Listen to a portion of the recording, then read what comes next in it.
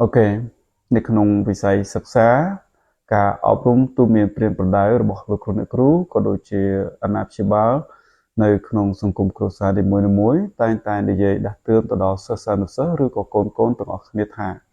ប្រសិនបើកូនមិនហត់នឿយទេនោះអ្នកនឹងមិនទទួលបានផលអ្វីឡើយអ្នកមិនទទួលបានផ្លែផ្កាអ្វីឡើយនៅក្នុងអត្ថន័យនេះដែរយើងអាចនិយាយបានមួយឃ្លាទៀតថាប្រសិនបើយើងមិនខិតខំទេនោះយើងនឹងមិនទទួលបានលទ្ធផលល្អនោះទេអូខេជាភាសាអង់គ្លេសគេនិយាយថា no pain no gain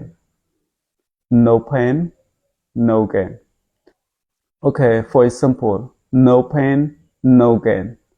so I practice learning every day to improve my language អូខេនៅក្នុងន័យនេះយើងអាចនិយាយបានថា